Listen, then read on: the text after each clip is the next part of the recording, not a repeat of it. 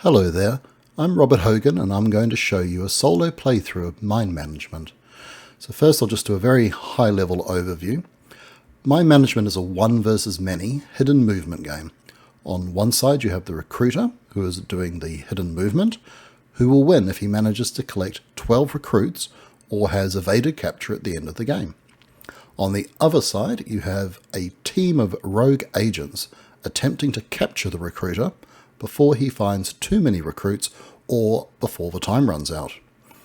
Now in the multiplayer game, one player would control the recruiter and 1 to 4 players would control the rogue agents. However, in the solo game, the app will control the recruiter and you, the solo player, will control the team of rogue agents. So regardless of the player count, you always use all 4 rogue agents. So this would really be simulating a 1 versus 1 multiplayer game, but with the app playing as the recruiter. Now, a couple of things to mention, or a few things to mention before I start. Obviously, this is a TTS mod. This isn't an official mod. It's not provided by the publisher, so it's not supported in any way. And, if you are playing this and you're enjoying it, then, think about buying the game or one of their other games. I think in particular, when you have a publisher, you should support all the publishers and devs out there, but with off-page games, I think the designer of the game and the publisher are the same person, so great to support them by picking up their stuff. All right, one other thing just to note is that I've actually rotated the board in here just so that it matches up with the way the application does in fact show the board. And then lastly, just because this is quite a thinky, deductive sort of game, I will be editing out my thinking time in some places. One of the great things about solo games, or one of the things I love about them, is to be able to take as long as you like taking your turn. And I do. I like to sit there and have a good old think, but I don't think that's going to be fascinating viewing. So yeah, I'll just be editing that out.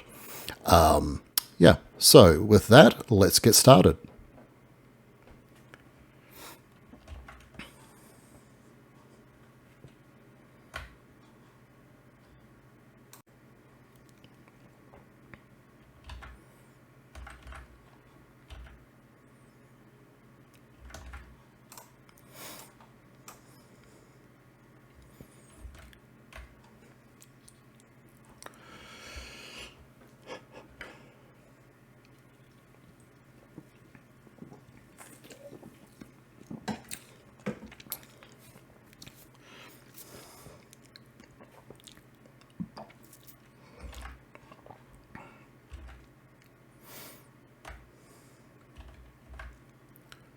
Test, test.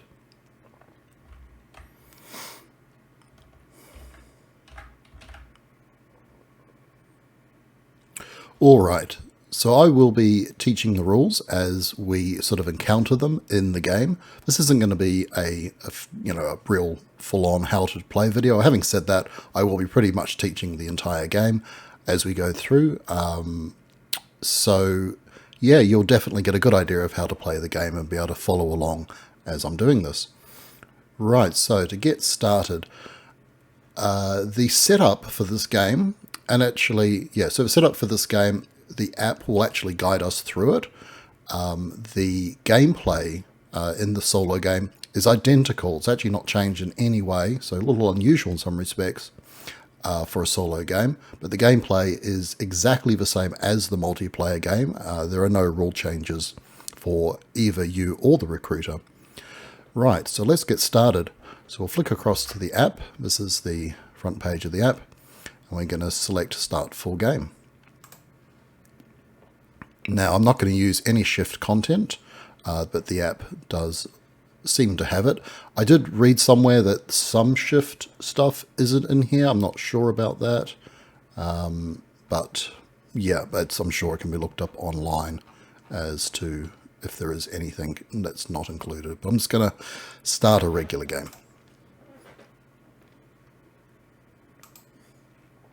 Right, so place the time track. I've actually already done that.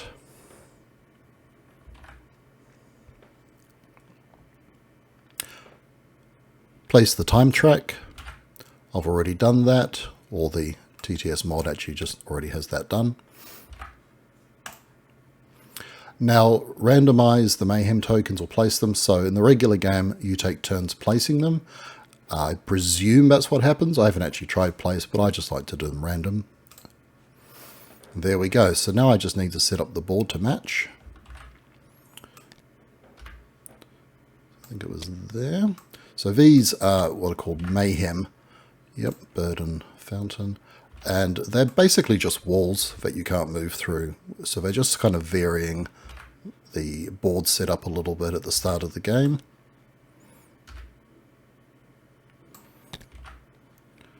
So neither you nor the the recruiter can move through these, although the recruiter does have a special ability that allows them to kind of teleport through those, but we'll cover that in a second. All right, done. Oh, just also, I will put on the, if I do make any mistakes or there's any little problems, I will add Klingon subtitles to this afterwards. So if you do spot any mistakes, please drop me a comment and yeah, I'll put something up on that. All right, so now the recruiter is going to choose the place of the immortals. So what I'm going to do is pause at this point and just talk a bit more about what the recruiter is doing and how the recruiter plays. So I'm just going to pan around to the other side of the board. Right, so the recruiter, and I'm going to explain how it would work for the multiplayer. The app is going to be doing the same thing. So actually, I'll just grab the setup card as well. That'll just help make sure I get the order right. So the first thing the recruiter has done, he's chosen to be one of the two different recruiters. Now he can do this, I presume the app just does this randomly. In the multiplayer they can choose or they can do it randomly. And basically they have this special ability called the Mind Slip, which allows them to do a little teleport, and that's the only difference that the two have. Now they start with one of these Mind Slip tokens. I'll just grab one of those. Well, which we don't really need to do that, the app would take care of it. But yeah, so that's what they start with. So they can use that special ability once during the game. Now, they then draw a 1 to mark where they're starting on the board. So let's actually look at the board a little bit more. It's obviously a grid. Every square on the grid has two what we call features. Now the features, they're upside down here now, but they're listed on the side. There are 16 unique features, and there is a deck of 16 cards. Each one card has, you know, one of the unique features of it. So that's the eye down there. So before the recruiter sort of knows where anything is, I'll explain what I mean by that in a second, he's got to pick a starting location. So he might, for example, say he's going to start there. So he just writes a 1. It's a dry erase board in the physical game.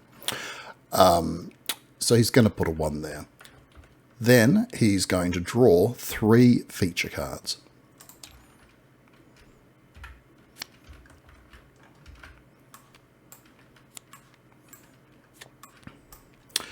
And then he's going to be circling those on the map. Now, I'm not going to circle all these, but just as an example, let's just quickly circle a few of them. So on. In fact, he started in a square with one of the features. That'll do. So now that he's done that, he would circle all of those on his copy of the board. He gets to take 4 movements. And if you remember the time marker, it starts on the 1 to 5. And essentially each hour on that track represents 1 move by the recruiter. So he's now going to draw in the numbers 2 through to 5. So he might, for example, let's see, so 1, he might go, say, 2, 3, pardon my drawing, 4, and 5. So that means he started there, he moved up, he went that way, down and down. Then what will happen, Yeah, so what will happen, not quite yet, but after all the setup is done, is he will declare how many how many recruits he has gotten. Now he gets a recruit for every square that he enters with a circled feature, for each circled feature. So if there were 2 features circled, he'd get 2 recruits. So in this case, in that first 1 to 5 period, he will have gotten 1, 2, 3, 4 recruits before the game ends. Sorry, before the game sort of has really started. Now he needs 12 recruits to win the game. So that seems like quite a lot, but he's only going to be moving 1 square at a time for the rest of the game, so it takes him quite a while to get some recruits. Right, so then what next they're going to do is place their immortals. So they just come out on the edge of the board. Don't worry about that too much. They're going to draw 2 cards for the immortal recruiting. Now, as I said, I reversed the board, so this is actually the ally side. There's a slot for these on the other side, which is normally the side the recruiter would be facing. So the way that these work is if he can get an immortal in 2 squares matching that have a feature matching one of these cards, he can then get a recruit. So for example, he's now got 2 immortals. I'll just flip them over to their skull sides. In squares with umbrellas, he gets 1 recruit and he discards that card, and at the end of his turn he will draw back up to 2. So the most he can get in a turn is 2 recruits, and he then draws back to 2 immortal recruiting cards at the end of his turn. Not to be confused with the recruiter recruiting cards, which are these 3 here, which he recruits by moving into those squares. Hopefully not too confusing. Right. So that's his setup, and that's how he gets started. For the rest of the game, he's just going to be moving 1 orthogonal space. Now he can move into any square. He can share squares with the rogue agents and the immortals. He doesn't have to say if he moves into the same space as a rogue agent. His movement is completely hidden. Although obviously the rogue agents can get some information on their turn, and we'll cover that in a moment. Now, the only other movement special thing are these temples, which are these green sort of spaces. They allow some diagonal movement. So if he was, and now the immortals are not a great example for this, so just because they actually move diagonally anyway, but let's just say if he was here in this space, he can move diagonally into this spot, and that's the only time he can move diagonally. Otherwise he has to move in straight lines, and you can move diagonally out. So when you're in a temple, you can move to any of the surrounding spots, and you can move into the temple from any of those diagonally adjacent squares to the temple. All right. So we're not really going to be using this during the game because the app will be keeping track of that. Although I do put the cards for the recruiter over there as we potentially discover them. So that should give you a fair idea. So let's get back to the app. So this is where he's decided. Now he's not allowed to start these guys around the edge. They have to be in the middle of the board. So we got the eye, and then across to the umbrella, and just down there. Now I'm on the wrong side of the board. Let's flip around.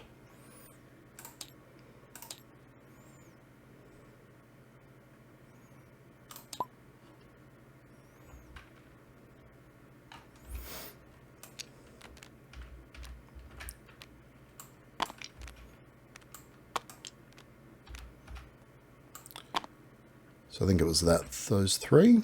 It looks good. And then down there.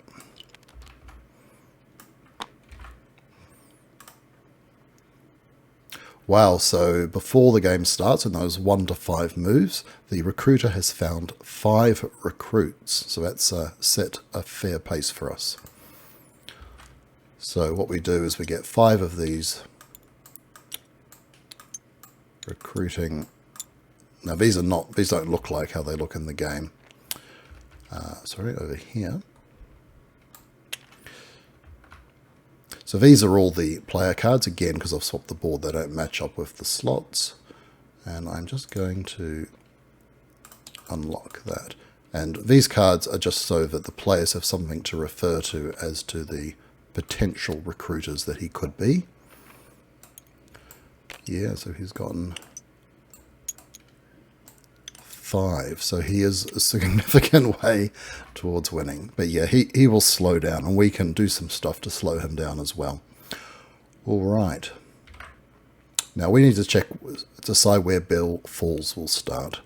Now I'm just going to go through, I'm just going to plonk these down without worrying about it too much, and we'll explain their actions and stuff as we go through.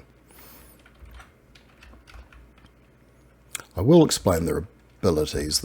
Actually, they may not make a lot of sense at the moment, but his ability is a free action.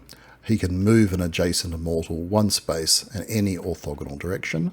So he is good at interacting with them. So I might keep him fairly close. There's a couple of immortals there. This guy gives his ability, again, it's a free action. He can move himself or other agents. So he can move people around. Henry Lime, now he blocks, so we talked about immortal recruiting before. He blocks any recruiting in the squares adjacent or on him. So in that scenario with the umbrellas, which I've got these around the wrong way, if he was here and it was umbrellas, then he could not, that wouldn't count as one of the two for the recruiters, for the immortals to recruit from. So that's, again, he wants to be quite close to the immortals. So I might put him down here, so he's within fairly close. And I like to spread them out on one edge. Now they have to start on the edge of the board, so as you can see there. So now let's flick to the app and update that. So Bill Falls was over there. So Coffee and Bird. So Dusty I've put up on Idle and I. Henry I put down here. And Meru, I'm going to say that's how it's pronounced, on Monk and Tuk Tuk. Now those aren't the proper names. They have proper names listed on the side of the board, but that's what I'm calling them. All right, now the recruiter can get a second one of those Mind Slip abilities, tokens to activate his Mind Slip ability, which he uses instead of moving. Now we place it on the board. If he visits that square, he doesn't tell us, but he's then allowed to use that second Mind Slip. And when he uses a Mind Slip, he just places it next to the hour in which he used it. So you can use his first one, he just puts it next to, from his side of the board, from his pool, I guess, next to the hour. And then the second one, he takes it off the board and places it. And then we know that he's actually been to that square as well. Let's place that. I often like to place it near Mary, but the way I've set this up, I don't really want to put it next to the, well, you have to place it next to the park, to the temple, sorry. Give it its proper name. Maybe there. Or I could take a chance, put it there. If he's way on the other side, that'll be painful to get to. Yeah, let's put it down there.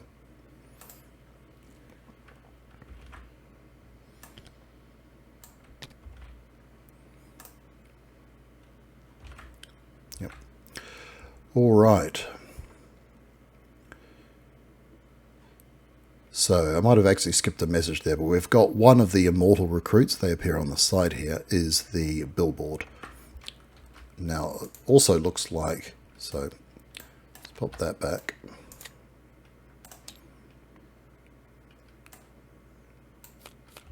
So I'll just pop those over there. They usually sit down here next to immortal recruiting. So what's happened is he's put them out. He's got 2 on umbrellas. He's drawn the umbrella card. And he's already got 2 there, so he automatically just gets another recruit. So this is not a great start for us. So we just pop a recruit there on the umbrella slot.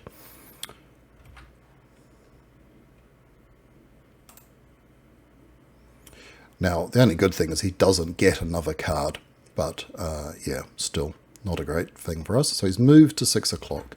So the recruiter on his board has now drawn a 6 somewhere, orthogonally adjacent to the 5 that he'd drawn, and he will have potentially gained some recruits. Now, we won't find out how many recruits he's gained until he moves to the 0700. And so it's every red space is when you find out how many recruits. So it makes it ambiguous as to whether he gained those recruits at 0600 or 0700. Just another thing to figure out. All right. Now he's going to move an immortal. So he's going to move, so he gets to only move one immortal, one space for each of his turns. So he's moved that one down onto a billboard. Does he have any other billboards? No. So he's, yeah, okay. At least he's not going to get another recruit immediately. And then at the end of his turn, he refills back to 2. So he's drawn the immortal, sorry, the coffee shop as his other immortal recruiting location.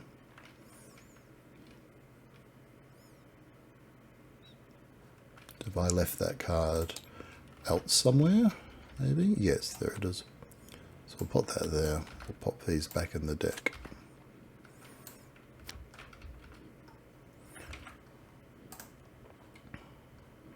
Right, and now it's our turn.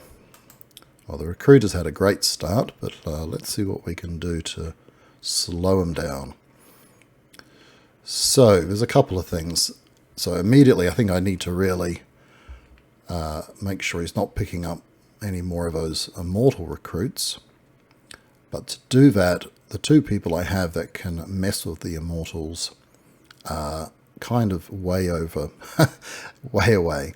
So he's got two immortals that could move directly onto a billboard next. So I would need to really get over and do something about this one.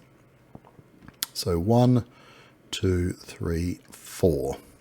So the first thing that you get to do on your turn, to go back to the round structure. So the round structure is the immortal goes first, as he did, the recruiter goes first. So he moves as he did, and it goes to 0600. We then activate 2 of our agents. The recruiter then goes again. Then we recruit the 2 remaining agents we didn't activate at the beginning. So he effectively gets 2 turns around. Each of our agents gets 1 turn or 1 activation. Right, so yeah, it's going to cost 1. So on your move, you have to move orthogonally, so it's straight lines, and you can't move through these. You can move, if you can move diagonally, so if you're, for example, yeah, where, I think it's Bill, this guy, he can move diagonally into that park. That's fine. That mayhem, that barrier there does not block diagonal movement like that. It only blocks it through the straight line through the side there. Right, so I'd need 1, 2, 3, 4. I would need to move 4. I can get 1 extra from Dusty, so that is not going to cut it because we can only move 2 spaces when we move. So that's a problem. This guy, he can move them as well, but again, it's going to be even more. 1, 2, 3, 4, same problem. Yep, I don't really see any way of stopping that. Okay, so we won't worry about it too much. So I'm now going to focus on the next type of action that you're likely to be doing. So yeah, on your turn you get a move and 1 action. So one of those actions can be ask. So you choose a feature in your square. If the recruiter has visited any of those, they must place a step token, which are these tokens over here. So this gives us some information about where the recruiter has been. It's not telling us anything about the recruiting cards he has, it's trying to track him down. We also have reveal, which is if you're in a square with one of those step tokens, you can force the recruiter to tell you exactly what time he was there. Again, both of these abilities can't be used if you're in a square with an immortal. Additionally, the ask one Critically, if an immortal is in a space with a feature, you can't ask about it. On TTS, it has this nice little feature here, which is not part of the physical game, which shows you which features are currently in spaces with the immortals. So we cannot ask about coffee, monks, etc., etc. at the moment, unless we choose to move one of these guys. So the recruiter could be deliberately blocking some of these because they are particularly sensitive, but we have no idea which ones, might matter. Okay, so I'm just going to start doing some asking and hope we hit some pay dirt. As I said, I can't really... Oh, so sorry, coffee was the other one. So maybe I can do something about coffee. Yeah, so I'm going to move Henry. Get him a bit closer at the very least over there. And the app's gone to sleep. So we select move. And I'm going to go to there. Then I am going to finish his turn by using, so his mental block ability is passive, so it's just permanently on, so we don't need to do anything with that. I'm going to ask about the Fort Courier. Okay, so the recruiter has not yet been in a square with a tuk-tuk. Alright, so the way you sort of record notes in this game is on these note clouds, mental notes, sorry. X. So the way the game suggests you notate this is an X to say he has not been seen, and then the hours that he was, not on one of those. So that was the tuk-tuk. So I just do it so that little thing is sort of pointing. Whoops. And I unlocked the board to rotate it, and now I have lost that mental note underneath. Alright, I was going to sort that out back in a second. Alrighty, so all sorted, that's where it should be. So we know he's not been in any squares with tuk-tuks in his first 6 moves. Good stuff. Alright, now I've got to choose and activate someone else. Not too much.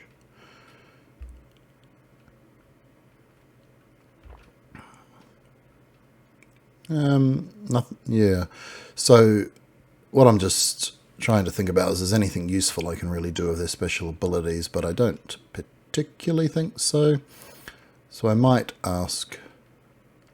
Let's see. Let's ask about coffee. So I'm going to activate. Maybe I should save him. In case he does that. Yeah, let's save him. Let's ask about eyes, let's say.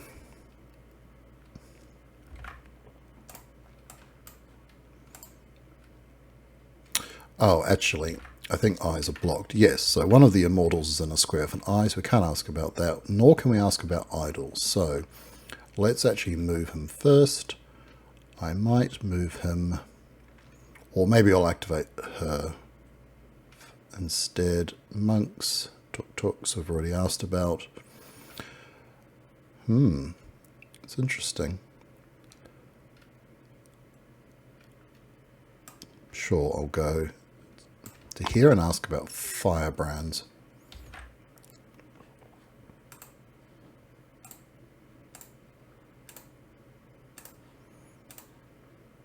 I think they're torches, actually. Hallucinogenic torches. There you go. All right, we have a hit.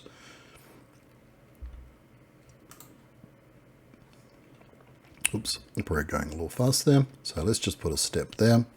So we know that he's been in that square, but not when.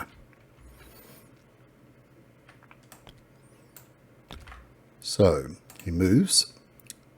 He moves an immortal.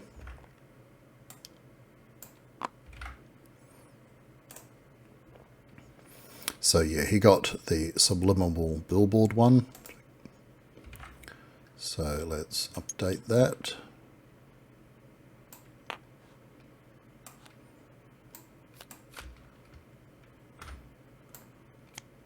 Alright, so as we're drawing cards out of here, these obviously are not the 3 cards that he's drawn for his recruiting, whatever you call those, recruiter features I think they're called. So giving us a little more information, but also winning the game for the recruiter. So yeah, it's still not good. Alright. So draw the wish fountain from the deck and place it beside the board. What did I do? I drew that coffee. Did I just draw that from the deck or something?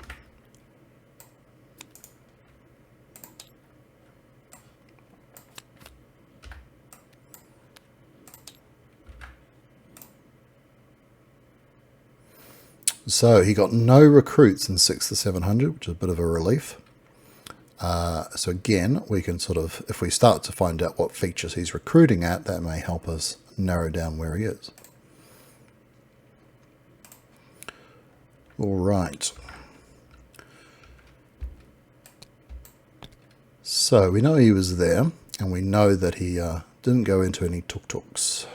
So, for example, we know that he did not go 1, 2, 3, or 1, 2, 3, 4, 5, and a few other possibilities. But yeah, early days, still lots of different options. But let's get, I think, Dusty straight over there.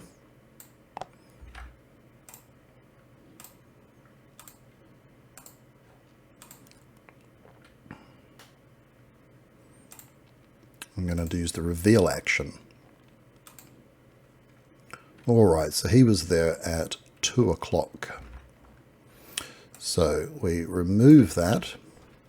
We use the green side, which indicates that this is information from the recruiter, but he's been forced to tell us, so we know that it's correct. So he was in that square at 0200. Now, he still can act because his neurorhythm's a free action, so we could move someone.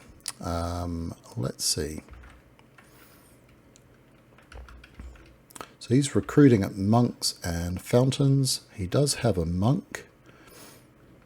Maybe we'll flip these over just to help recognize. Although I find the pictures a bit too similar to the faces. Gee, yeah, no, I'm going to keep them on the skulls. Right, so yeah, he's got a monk already, which is this one here. Now I'm actually blocking that already, so that's cool. Yes. Yeah, so I think I will just leave that alone and skip that. Well, actually, let's move him up one.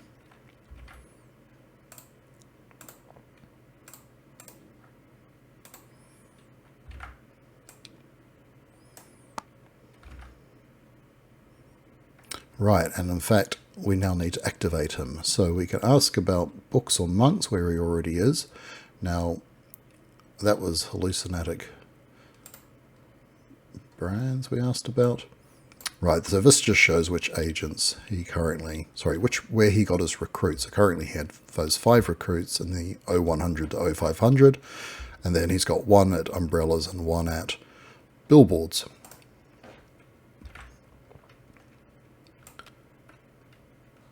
Now, why do I have monks there?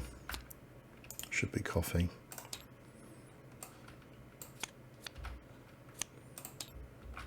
I've obviously gotten slightly muddled with that at some point. Apologies there. Okay. So, I can't ask about monks. I can ask about books. So he's going for coffee. Right, so I was looking at the wrong one before when I said monks. He's got coffee. He's only got 1 coffee. And it's that one, well, which is there. Right, so what we can do, what would we like to ask about? Maybe birds. We can't ask about birds. Dogs, can't ask about dogs. Umbrellas would be alright. No, that doesn't really work for me. Palm trees. Yes, that'll work. All right, so let's move to here.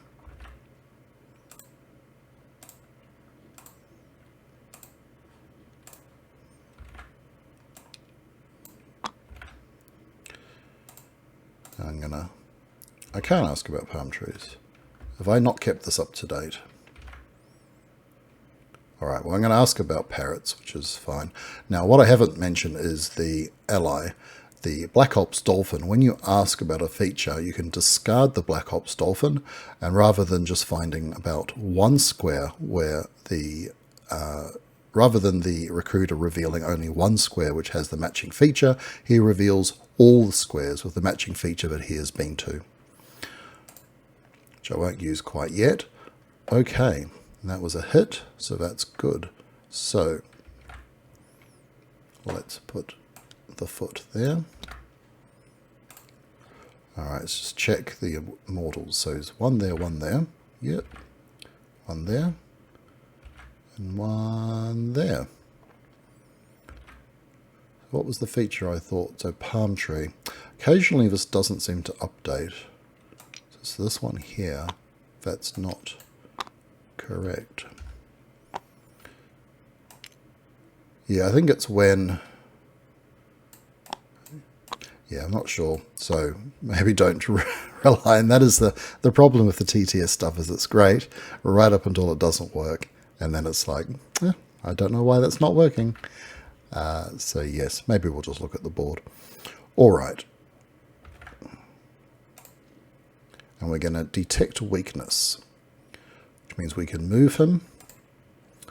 And we're going to move him because he's trying to recruit coffee. And we don't want to put him... So I think up on the edges is quite good because it gives him less, less of a chance of having stuff come up that is already next to him. Yep, that looks good. Okay, the recruiter moves on. 0800. So he's going to go... Now that's interesting because that is not either of the things he's trying to recruit at. Now let's see, could he have... So he's got one there already. Yeah, that's... So he's got one fountain here. Did he have an option? So no, so I suppose he could just be trying to get over here to that fountain. But the other thing he could be doing is maybe he doesn't want us to ask about these particular things. So he would do that when they are very late in his movement, or like maybe he's currently on a space with a hallucinogenic torch. Now when we ask about it, he can't place a footprint in a square that already has a footprint or one of these green mental notes. So he would have to reveal the square where he is right now. So by moving him there, maybe he's stopping us asking about torches. Or maybe he was just trying to get to his fountain. No idea, but, that's something to be suspicious about.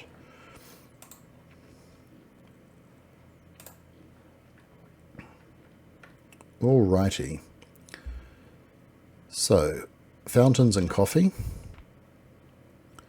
Now we know that this doesn't seem to be... No, and again, that's not quite right.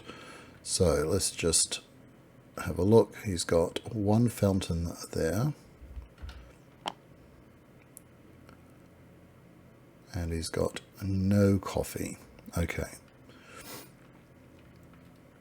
So we could move him up quite easily to block there. Which seems like a reasonable idea. So I might do that. So now we don't know if this is 1. If it's 1, then we know he was kind of heading off in this direction. So actually what I think I might do is activate Dusty first. The other thing we might want to start doing is a shakedown, so I'll explain that in a minute. As I think I will have a crack. Particularly given he had 5. So the likelihood of the things he's moved through being one of his recruiting features is a little bit higher than usual. Alright. So I'm going to move him there.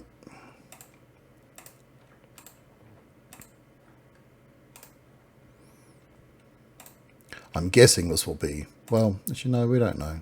It could be 1. Certainly, if he had the choice, he's going to reveal the older location. And indeed, it is 1. 0100.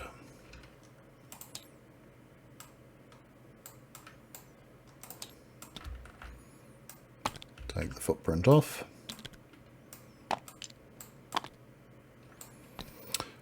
So we now know he went 1, 2, and then headed off somewhere.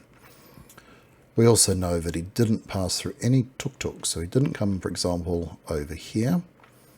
And that's about all we know, so he could have gone. I doubt he would have headed towards an edge, so I would actually pretty strongly suspect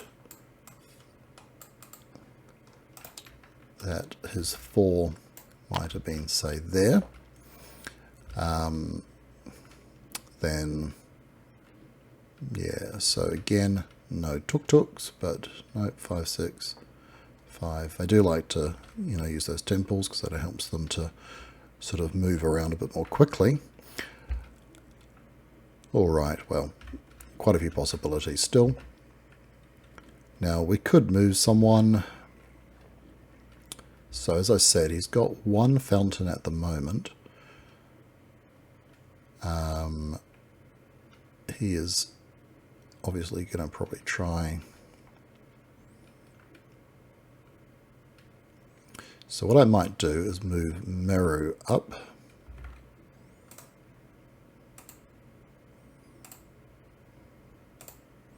So this is his ability, move an agent 1 space. And if we've managed to reveal any of the recruiter features, you get a +1 per 1 revealed. And I'm going to move her to there. Now I'm going to activate her to go to where that immortal is.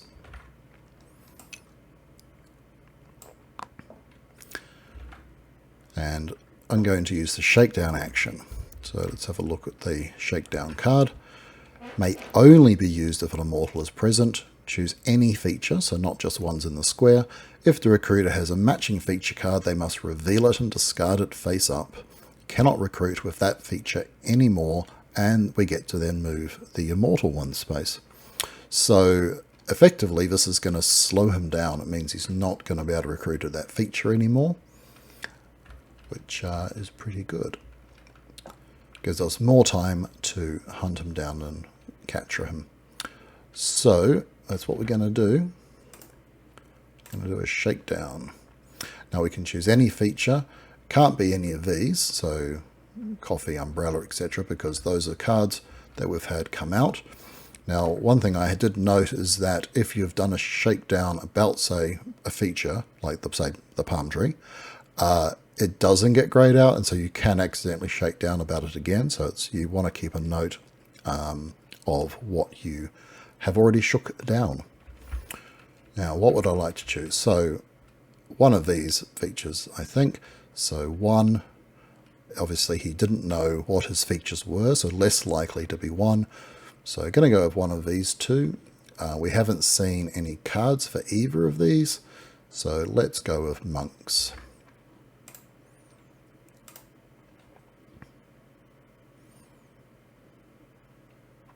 Excellent. So that is one of his cards.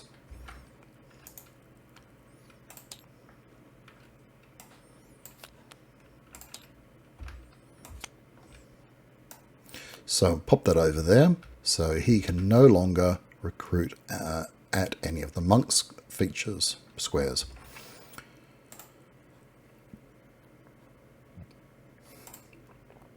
And now I'm going to push him away from that fountain.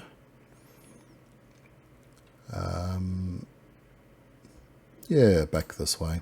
That seems reasonable.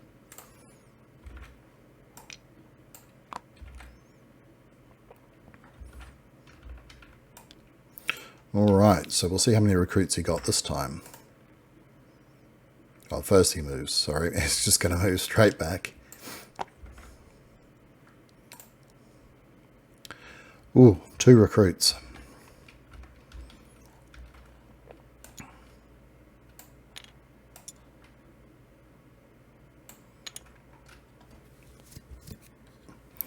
Right, so now I did that shakedown. He was at 0800, so actually I'm going to make a note of that before we go any further. And we shook down, what should we do?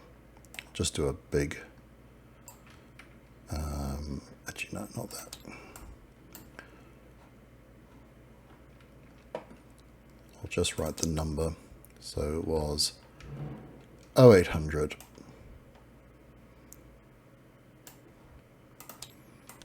I'll just pop that on a monk anywhere, just so we know that when we're sort of calculating. Now, he may have moved on to a monk at 800, and that still would have been okay, because we hadn't revealed back, we hadn't made him discard that card at that point.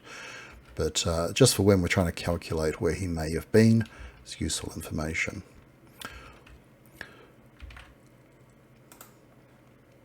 Now it's our turn.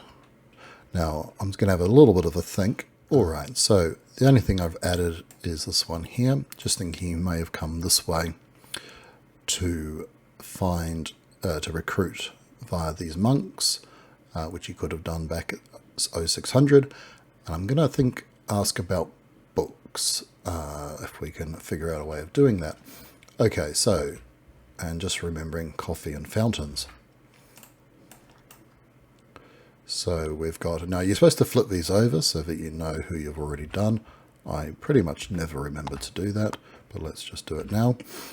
All right, so in terms of coffee and fountains, he's got none there, none there, none there, and one there. So if we move him, he'd be blocked on that fountain. So that seems reasonable. Let's do that.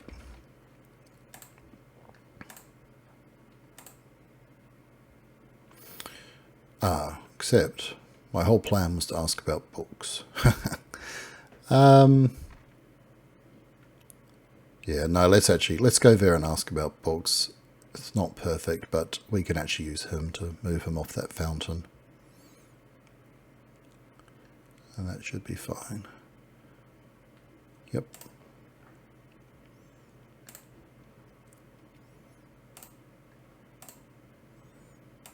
And if he's come sort of the direction where he is now, that will also hopefully, and yep, okay, he has gone that way.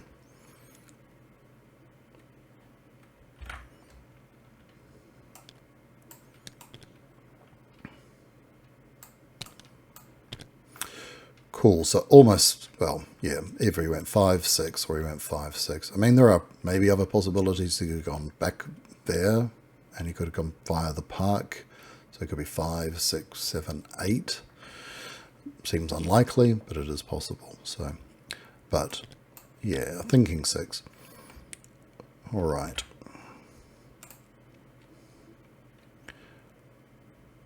Now I could actually just get over there and reveal that, and maybe that's what I'll do.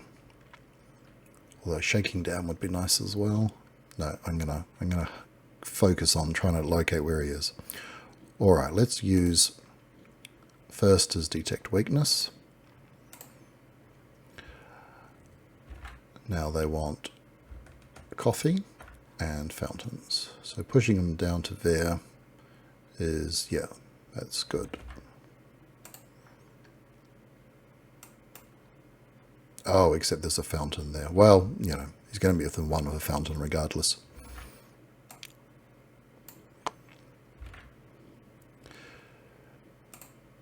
Then let's move him to there.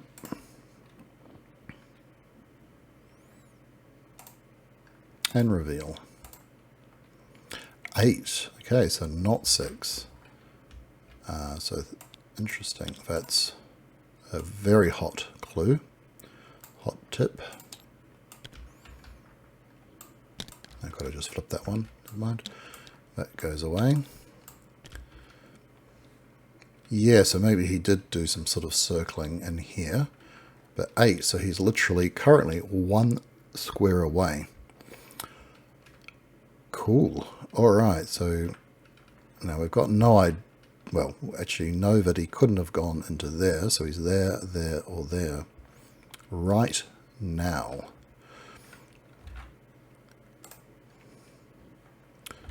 Except now he's just moved. Okay, so he's coming down to get to that coffee.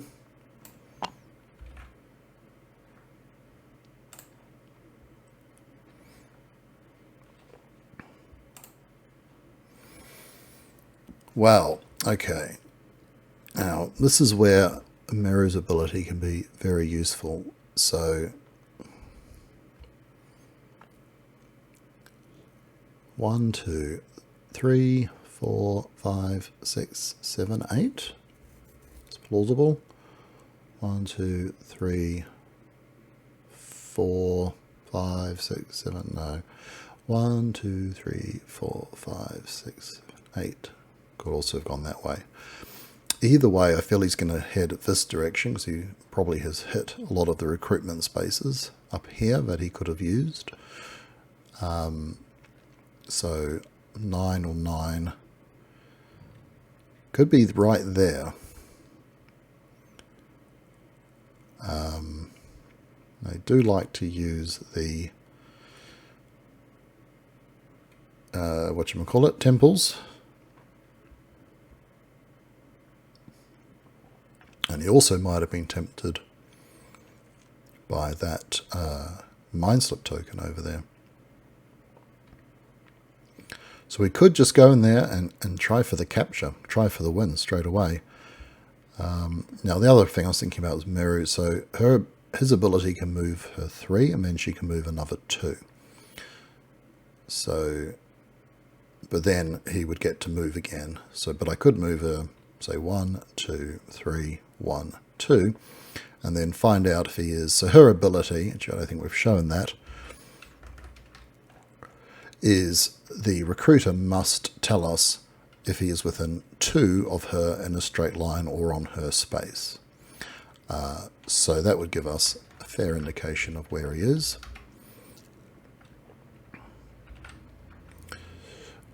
Or do I just gamble on a capture?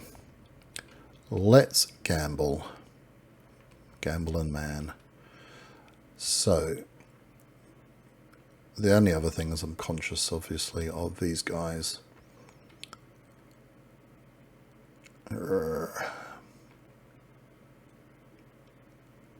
Now, it would have been nice if somehow I could have slowed them down at the same time.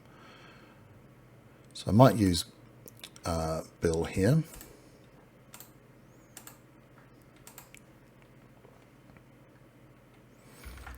And I don't think I've shown the capture action, but it's simple enough. You move into a square, you say that you're capturing, and the recruiter must tell you if they're in that location. If they're there, you win. You can't do it if an immortal is present in the square. So, 1, 2. Going to go for the capture.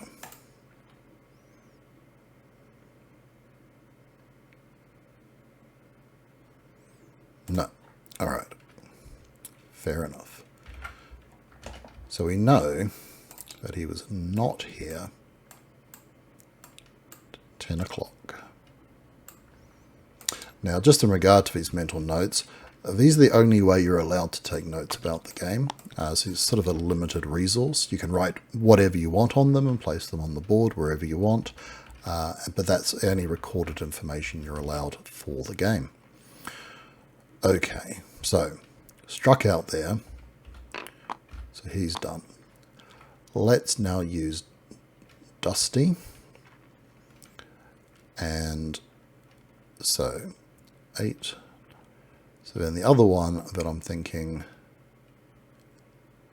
is I want to ask about is the garden.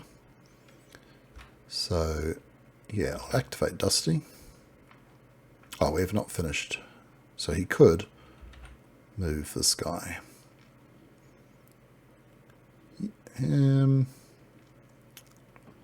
Actually, moving him there would not be... Oh no, that doesn't really help. So currently he could move onto a fountain, or he could move... Yeah. But the only one... So at the moment he's got 1 coffee, 0 fountains, I believe. So he's most likely to move that one to there, which I'm planning to block in a second. Yep. So I don't think moving him anywhere really makes any sense.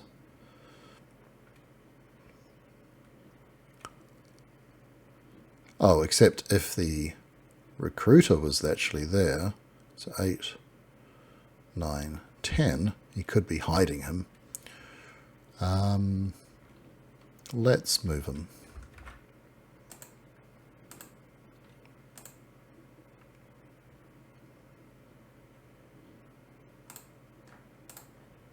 Don't want to move him back onto that fountain, so put him there.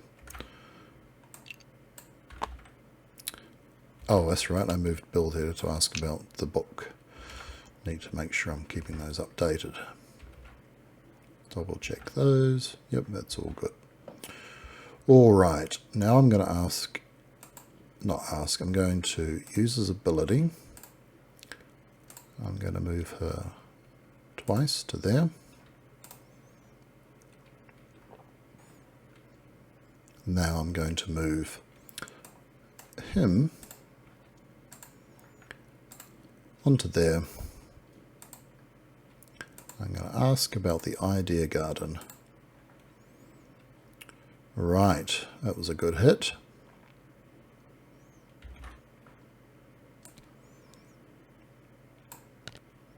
So if he was there on 8, 1, 2, 3, 4, 5, 6, 7, 8. So it might be that that's 6, or it could be that that is where he was right now. And unfortunately, he's now going to move.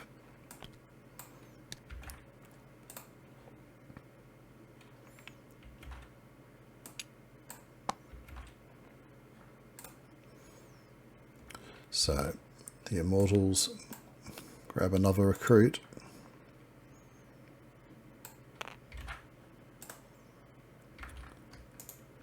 And we have the palm tree.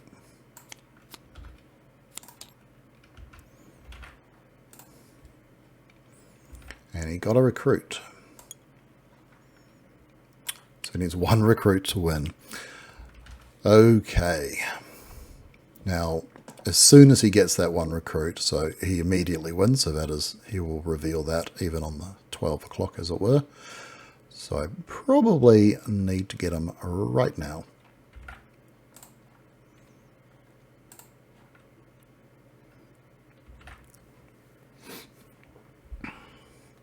So my two thoughts are either that he's gone 8, 9, 10, or 6, 7, 8. And then 9, 10, 9, 10.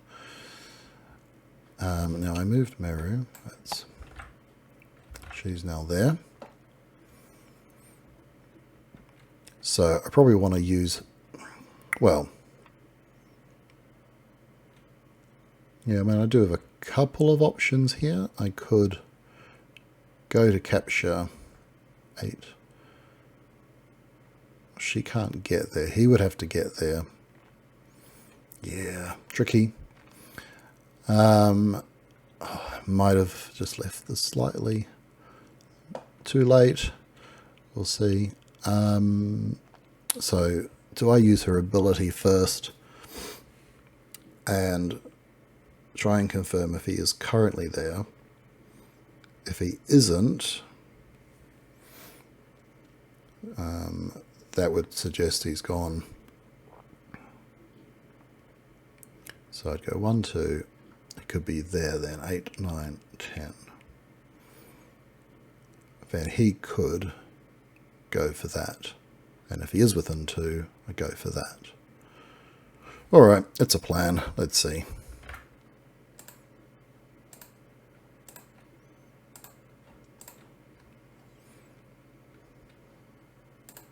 So her special ability, as we mentioned, is to find out if he is within 2 spaces in a straight line. Okay, so he is not. I just use this cross to mean her ability, and we did it at, and it was a fail, so an X, and it was at 11 o'clock. Gee, was I taking that extra. So she moved to there, I believe. Yep, and she's done. So 8, 9, 10. Yes, I was miscalculating then, wasn't I? Because 11, it would be there. Still not unuseful. But he could have moved into this one. Oh, that seems like a thing that he could have done. And I can't, actually, if he is there, I actually can't do anything about it because he doesn't have an ability to... I can use the shakedown action to move him, but then, you know, it is possible he won't get another recruit. So he is recruiting at fountains and trees. He currently doesn't have any fountains or trees. Now, actually, one thing that he can do that I did not mention before is he can reveal a footprint, reveal a square that he's been in to move a second immortal. You can only do it once per turn, so you can only ever move one extra. But using that, he might then be able to get that missing recruit. So he could do one to there, and yeah, one to there. There's nothing I can do about that. So yeah, no, I need to win right now. It's pretty much guaranteed to do that. I can't try and capture there, which I'm now convinced that's probably where he is. Nothing I can do about that. 8. So 9, 10. So we know he wasn't there at 10. 10. So for that to be true,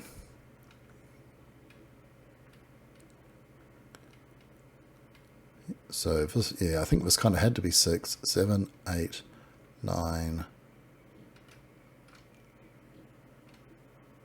10, 11, or can't be 10. Let's go for it. I'm going to go, so I think he may be gone for that. Let's...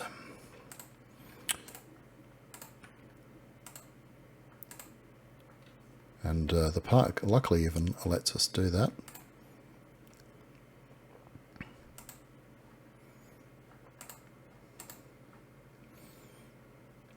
There we go. Nope. I think that's the end of the game. Let's see.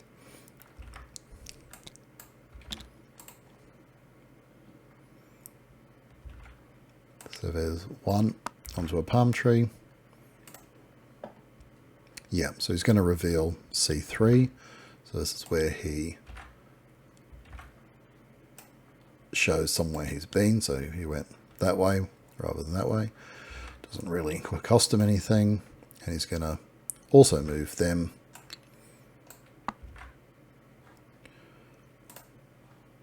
And he gets a recruit. That's it. We've lost. Well, I didn't promise to win. I just promised a playthrough.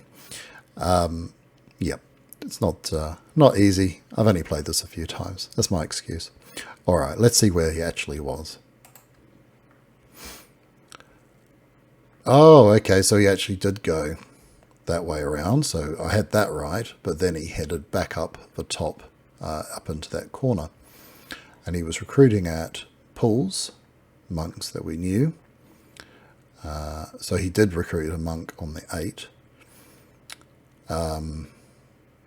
So 1, 2, 3, 4. So where's the 5th that he got? So he was recruiting at pools, dogs and monks. Pools, dogs and monks. I might look at it on the other one.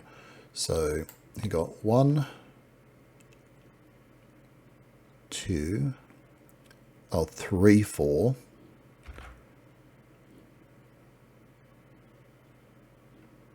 One, two, three. Oh, 1, 2, 3, 4, 5. Yeah, so dogs, monks, pool. Right, that's the 5. Okay. Cool, but yes, he kind of threw me off. I didn't... for some reason I was still thinking he'd come through this way, but no, he cut through the middle there. And up into that corner. Well, there you go. Anyway, that's hopefully a little demo of something you've enjoyed, and a little demo there of the solo game. I've really been enjoying this one, both solo and multiplayer. And I think, so with that losing, which I'll just show you. Actually, because we've already... So basically, as we do it, it unlocks shift content. Then it will make the game easier or harder for one side. So because we lost, we would unlock shift. And I guess it's already been unlocked, so it doesn't unlock it any further. And yeah, that basically gives you more components. So different, changes up the game, but also makes it easier. But then if you win, the recruiter gets shift stuff that makes it easier for him. And so you've got this variability kind of built into the game, and it evolves as you play it. Now, I haven't seen much of the shift content. Really, I've only actually seen one of the shift modules, but yeah, it was good. So anywho, I'll leave it there. Thanks very much for watching, and I'll catch you next time. Bye.